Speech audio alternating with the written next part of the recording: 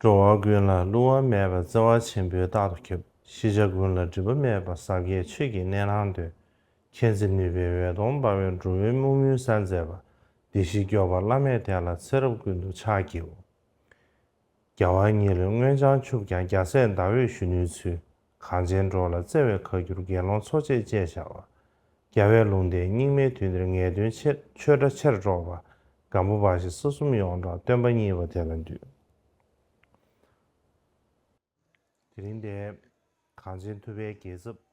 Aujourd'hui, nous célébrons l'anniversaire du parinirvana de l'insurpassable Gampopa.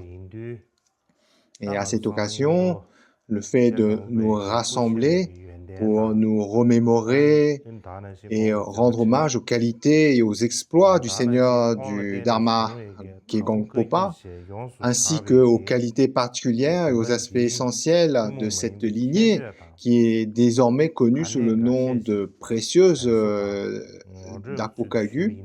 Le fait de faire ça, je pense, est éminemment significatif et bienfaitrice pour nous. Dans l'évolution de la transmission ultérieure du Dharma au Tibet, le fondateur de la lignée d'Apokagu, l'insurpassable Gampopa Sonam Rinchen, est une figure majeure et sans pareille. Il a unifié la tradition tantrique du Mahamudra transmise par les Mahasiddhas indiens Telopa et Naropa via Marpa le traducteur et Milarepa et les étapes de la voie Kadampa transmises par le seigneur des refuges Atisha, fondant ainsi la sublime tradition qui est entrée dans l'histoire du bouddhisme tibétain sous le nom de confluent des lignées Kadampa et Mahamudra.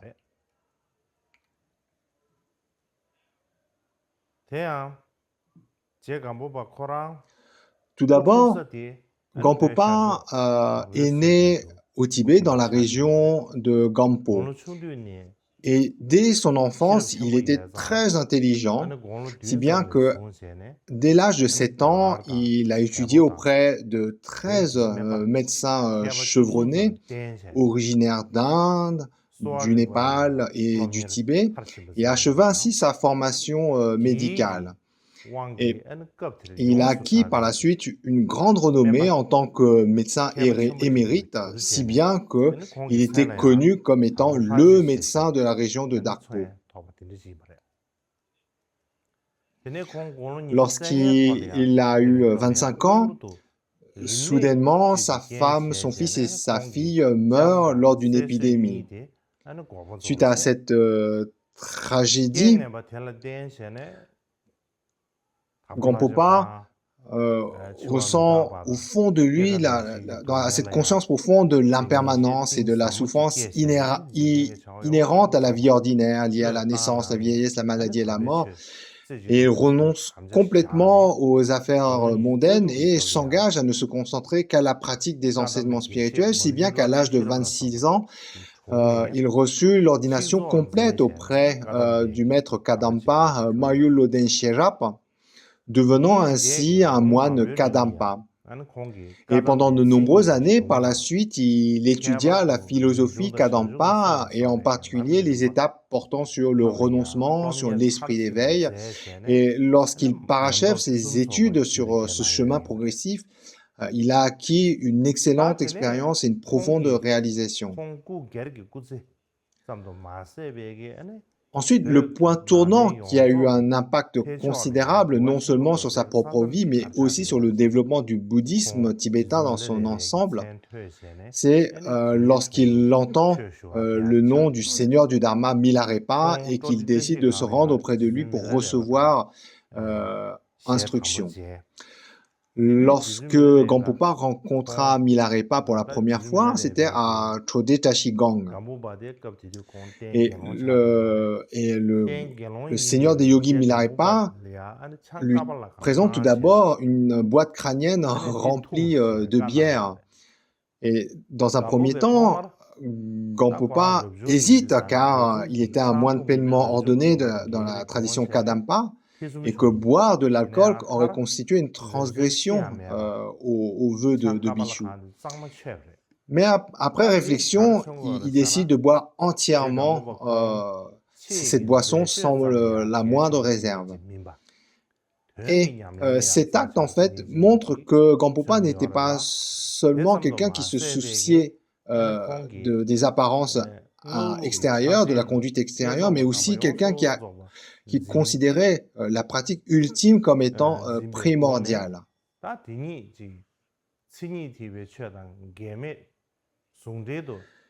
Et donc, il avait cette qualité, à la fois donc d'être très minutieux sur l'attitude extérieure, mais également de préserver la réalisation essentielle, le sens essentiel. Et par la suite, grâce aux enseignements de Milarepa, Gampopa parvient à la réalisation complète. Et au final, Milarepa lui prophétise qu'il sera le principal détenteur de sa lignée. Alors, parmi les plus sublimes réalisations de Gampopa, c'est le fait d'avoir établi cette lignée qu'on appelle le confluent des lignées Kadampa et Mahamudra.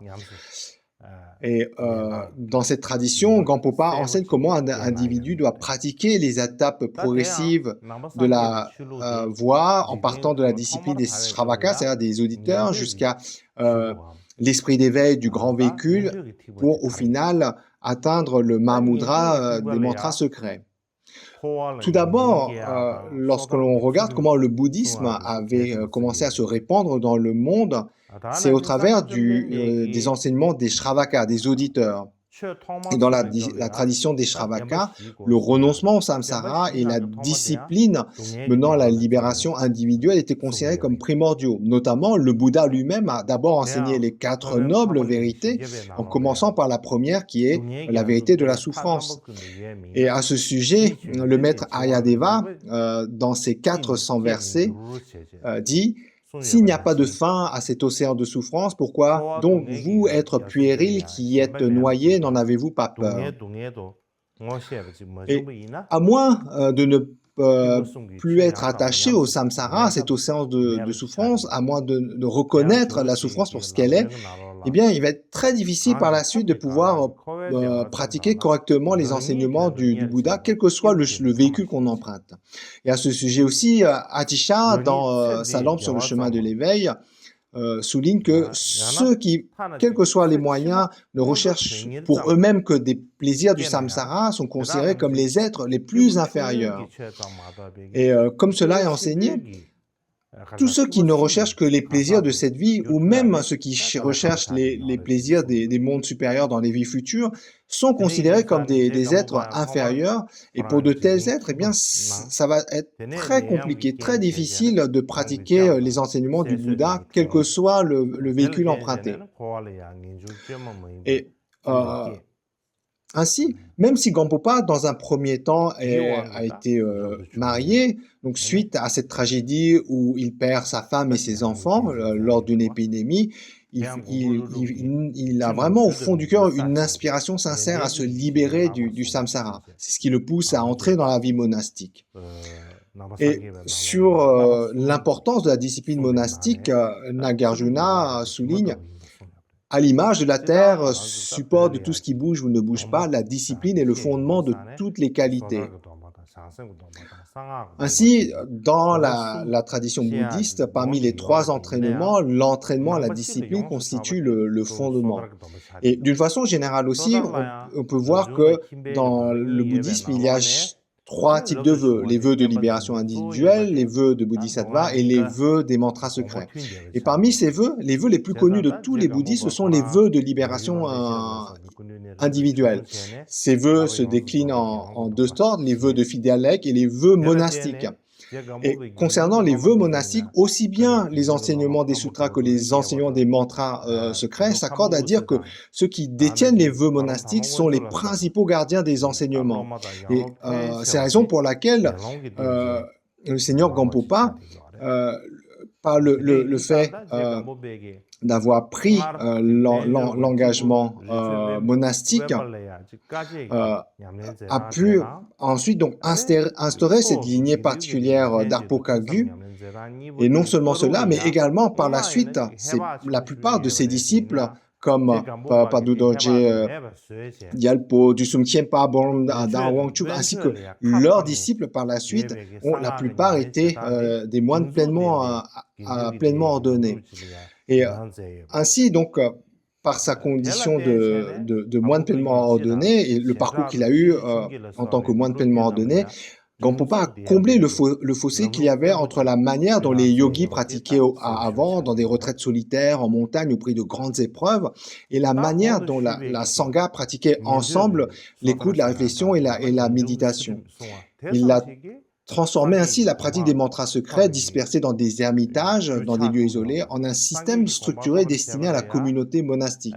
Et il a clairement établi ainsi les bases solides d'une voie pour la tradition d'Arpo-Kagyu dans son ensemble et bien sûr d'une façon plus particulière des lignées des 4 aînés et des 8 cadettes. La discipline monastique seule ne suffit pas à réaliser l'éveil parfait insurpassable. Comme il faut l'esprit d'éveil, comme l'a enseigné Nagarjuna. Si moi-même et l'ensemble du monde aspirions à l'éveil insurpassable, la racine de celle-ci est l'esprit d'éveil, aussi inébranlable que la reine des montagnes. Et Gampopa, à son époque, constata qu'au Tibet, il n'y avait aucun enseignement supérieur à ceux de la lignée Kadampa concernant le grand véhicule, et en particulier la génération de l'esprit d'éveil. Et le centre principal des enseignements Kadampa se trouvait dans la région de Penpo et il s'y rendit pour recevoir les enseignements pour générer l'esprit d'éveil, notamment auprès du Geshe Kadampa Nyugrumpa. Et ce qui lui a permis par la suite, donc lui-même va en témoigner, de générer un esprit d'éveil qui, du plus profond du cœur, sans moindre artifice. Il a eu cette réalisation. Ensuite, dans la lampe du chemin vers l'éveil d'Atisha, donc on enseigne que si bien la sagesse sans les moyens habiles que les moyens dépourvus de sagesse sont des chaînes. C'est pourquoi n'abandonner ni la sagesse ni les moyens. Et également, dans le Dulama, il est dit la générosité accomplit la richesse, la discipline conduit au monde supérieur et la méditation élimine la souffrance. La sagesse élimine tous les voiles mentaux, c'est pourquoi elle est suprême. Elle a pour cause l'écoute de cet enseignement qui est le Gulama. Donc ainsi, suivant ce qu'on vient de citer, réaliser l'éveil parfait insurpassable, pour cela, on ne peut pas se limiter simplement à générer l'esprit d'éveil. Il faut qu'il y ait la vue sur la vacuité. Et au Tibet, dans l'époque ultérieure, la vue sur la vacuité a été principalement développée à travers de la tradition transmise par le Seigneur des Refuges Atisha, c'est-à-dire la tradition de la voie du milieu conséquentialiste. Cette tradition donc est portée notamment par les enseignements de Chandrakirti. Et le Seigneur Atisha a enseigné donc que tous ces enseignements sur la voie du milieu conséquentialiste au Geshe Gompawa. Et Geshe Gompawa a transmis tous ces enseignements sur la voie du milieu à Gyayonda. Et Gyayonda ensuite l'a transmis à Gampopa. En voyant que Gampopa était un disciple exceptionnel, il lui a transmis vraiment toutes ses instructions jusqu'aux enseignements profonds. Et c'est la raison pour laquelle on dit que la vue philosophique de la tradition Kagyu, eh bien, c'est la vue de la voie du milieu d'une façon générale et d'une façon particulière, la voie du milieu conséquentialiste. De même, dans le traité de Gampopa, le fameux traité Le précieux ornement de la libération, Gampopa fait donc c'est comme cette œuvre est comme une guirlande qui relie les lignées Kadampa et Mahamudra. Dans cette œuvre, Gampopa présente la nature de Bouddha comme la cause principale, la précieuse existence humaine et les amis spirituels comme les conditions nécessaires, la pratique des chemins Kadampa adaptés aux 3 types d'individus comme la méthode, menant finalement au Mahamudra. Faisant ainsi, il a éliminé en fait la séparation qu'il y avait entre les érudits qui ne se contentaient que d'étudier et les pratiquants tantriques qui ne se contentaient que de méditer. Également, il a réuni dans cette œuvre la tradition des sutras et la tradition des mantras. Il a réuni les vues philosophiques et les vues des instructions profondes de la méditation. Et une particularité, ce qui caractérise aussi Gampopa, c'est sa façon de transmettre les instructions de méditation. Et la pratique de la méditation, elle est à l'origine de toutes les qualités, aussi bien terrestres que supraterrestres. D'une façon générale, il y a plein de méthodes de méditation, mais toutes, quelle que soit leur variété, s'inscrivent ou se concentrent dans les instructions de Shamatha et Vipassana, c'est-à-dire en tibétain, Shiné et Laktong. Et dans ces deux pratiques, en fait, la base, c'est tout avant tout Shamatha, Shiné en tibétain. Et à ce sujet, notamment, Shantideva, dans la marche vers l'éveil, dit, en sachant que les tourments sont complètement éliminés par la pratique conjointe de Shamatha et Vipassana, donc, de plus, la pratique de Shamatha, elle est indispensable pour venir en aide aux êtres, car sans Shamatha, on ne peut acquérir de pouvoir de clairvoyance, et sans ces pouvoirs de clairvoyance, on n'est pas apte à fournir aux disciples les moyens habiles qui sont adaptés aux disciples.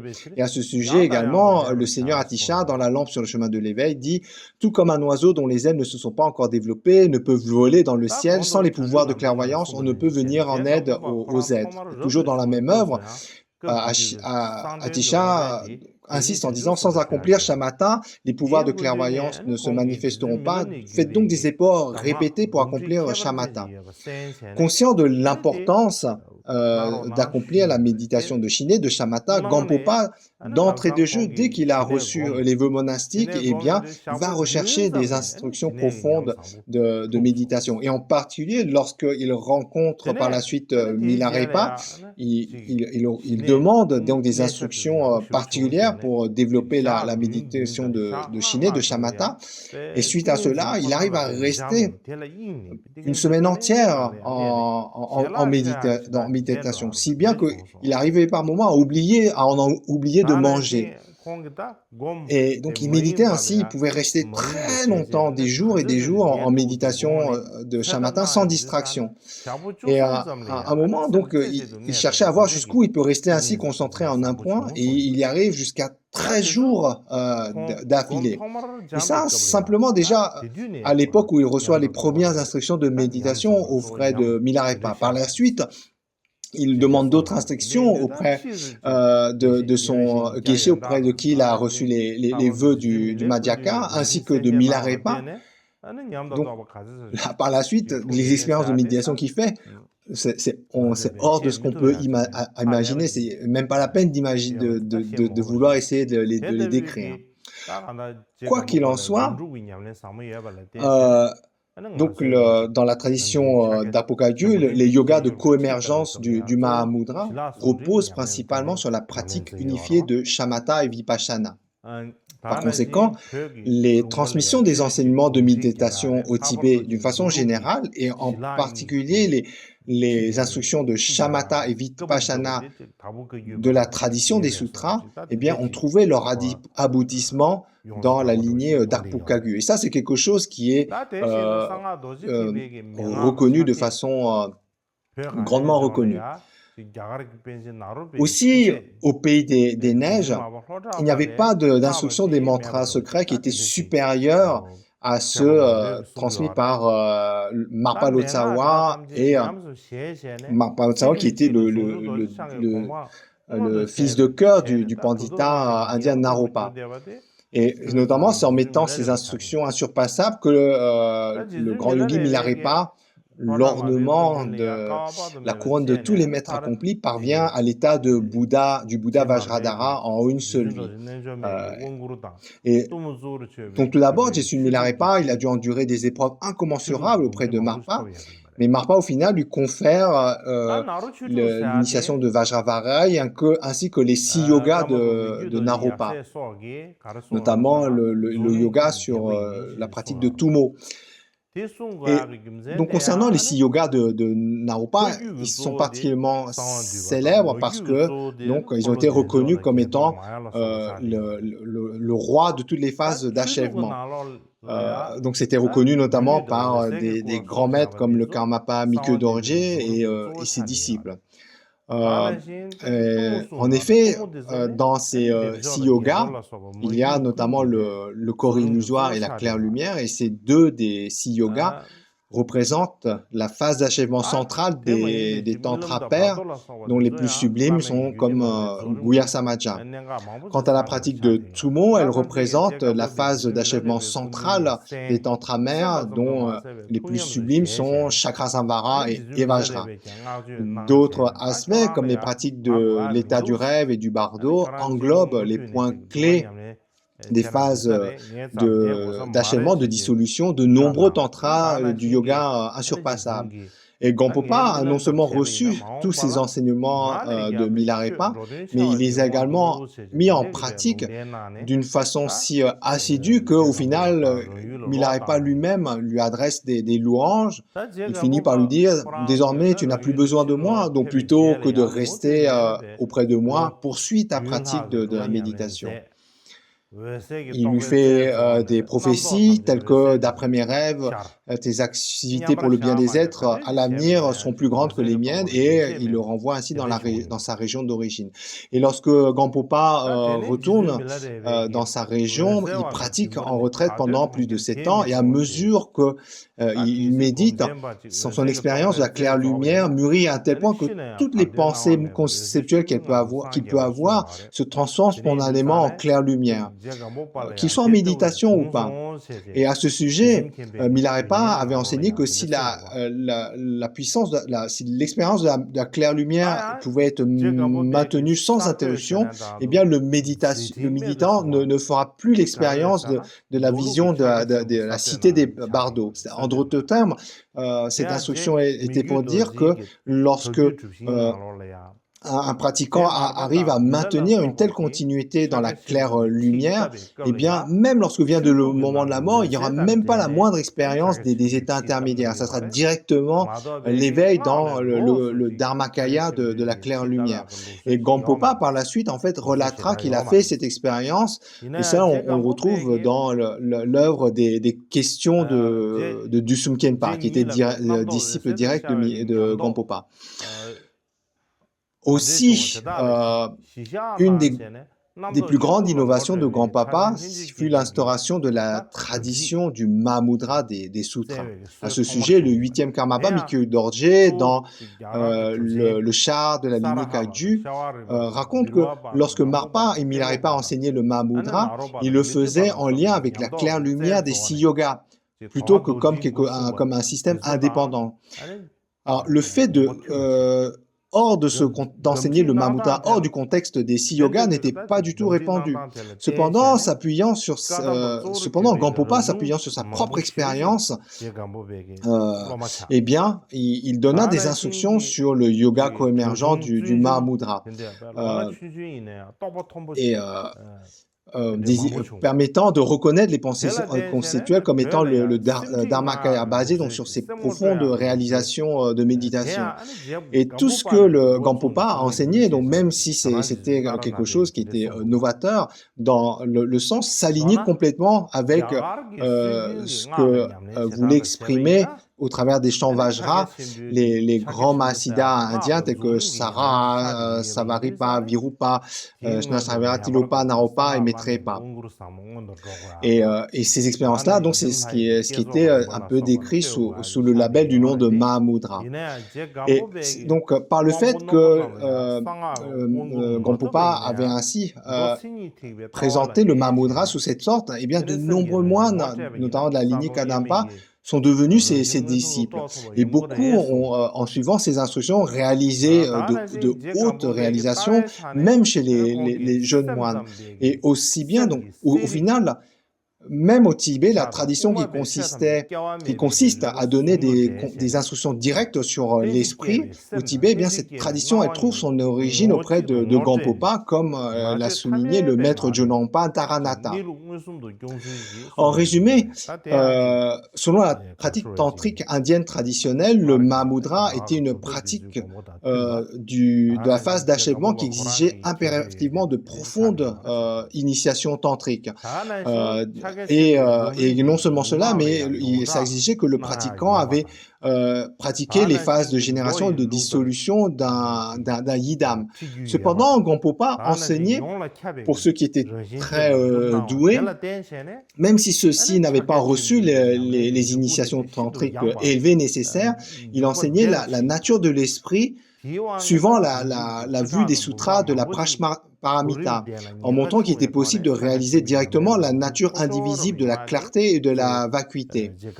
Et le Seigneur Gampopa a aussi, du point de vue philosophique, uni le concept de conscience lumineuse qui provient de l'école de l'esprit seul à la notion qui décrit tous les phénomènes comme étant non nés au travers des raisonnements de la voie du milieu. En montrant que l'esprit coémergent et l'apparence coémergence partagent une seule et même essence, il a enseigné comment maintenir directement l'état naturel à partir d'un état d'esprit ordinaire non fabriqué. Donc, tout en ayant cette singularité d'enseigner, eh bien, les instructions de Gampopa demeuraient totalement conformes à ce que décrivaient les maîtres réalisés indiens. Et, en rendant les étapes de la méditation du Mahamudra largement accessibles au public, en l'enseignant de cette façon, suivant le système des sutras, en fait, il a ouvert une voie qui a permis à beaucoup de gens de pouvoir pratiquer le Mahamudra et d'une façon élargie et facilitée au travers d'un système qui était sûr et progressif, si bien qu'il y a eu vraiment un très grand nombre de disciples qui ont pu par la suite s'engager dans la pratique du Mahamudra.